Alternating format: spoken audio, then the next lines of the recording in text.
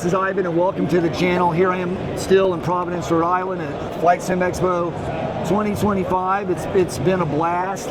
I'm here today with Russ Barlow. Nice to meet you again, Russ. Russ has a great channel. He has been putting out tutorials and information on a number of topics related to flight simulation. He's a retired airline pilot, correct? Right. This is the man that talked my son into going to aerospace engineering, so that was awesome. My son had a conversation with Russ like 2 years ago in Houston.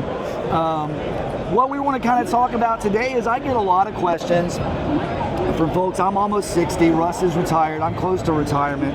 I get a lot of questions from folks that are retired, they've got the time, and they're interested. They've maybe been interested in flight all their life. Maybe they had wanted to be a pilot, never got to do it, or maybe they were a pilot and just kind of miss getting their mitts on a yoke. What do you think? I mean, this is a great hobby for older folks that have some time. Oh yeah, and time is what it takes. Sure. My wife prefers to have me in the basement with my sim than at a bar somewhere. Absolutely. No, but no, seriously, I flew my whole life, so when retirement came, I missed it. Sure. And this was a good, inexpensive way to have that to fill that niche in my life.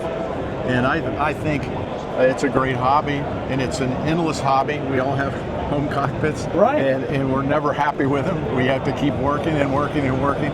And so it is a great way, and the great thing is, as your health would start to fail, it's not something that you have to stop doing. And there's so many things in life that you just can't do anymore.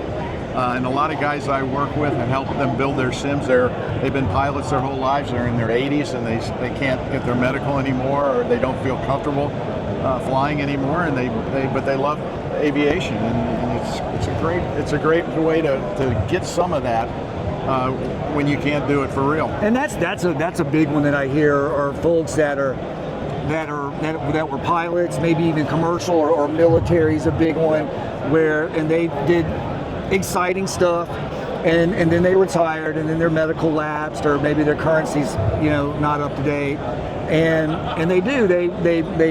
and it's all, I mean, this is great for all ages, but we're speaking specifically about the older adults. And I will say I get a lot of folks that are just like you say, like, I love to tinker on my rig. I probably tinker on it and switch stuff around more than I actually fly it.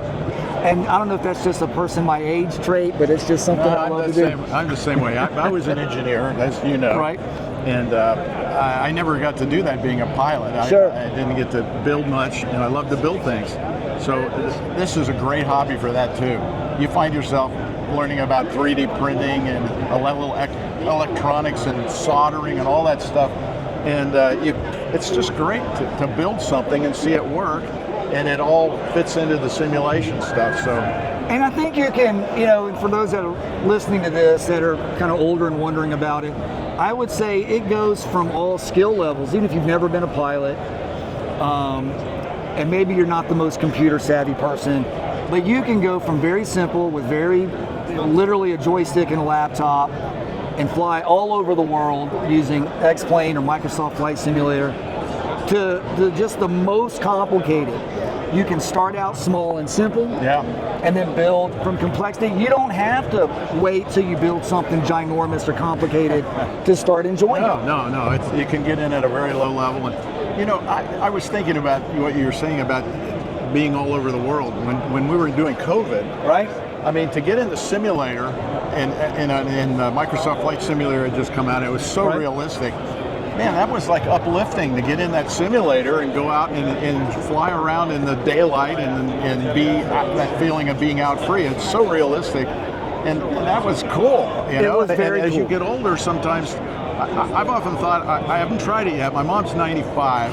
I thought about taking my simulator over, the laptop over, and hook up the Quest 3 and let her see what it's like, because I think it would be uplifting as you get older to go out and be able to experience that. She's kind of locked in.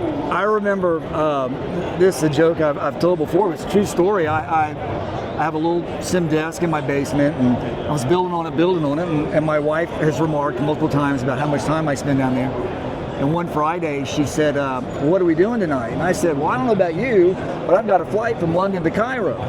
And I've been to London, but I've never been to Cairo. And so it was wonderful to pull up, Cairo or any place. I mean, obviously none of us will ever be able to travel everywhere, but it is just a wonderful thing. And I think that, again, if you're maybe a little bit older, I don't know if frail is the right word, but maybe it's a little hard for you to get around than it used to be, like it is for all of us. It's a great hobby that you can just, like I said, and you can use the brain and use the noodle and think and be as simple as you want or as complicated and complex as you want and learn a new skill. Yeah. That's how you avoid aging, I think, don't you?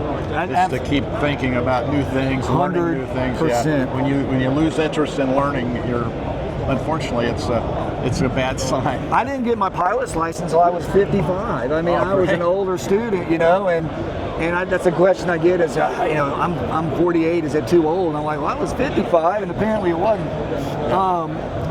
But anyway, thanks for talking to me, Russ. Sure. Everybody, Russ has a great YouTube channel, for the older person who might be interested, please check out his channel. It's Russ Barlow on YouTube.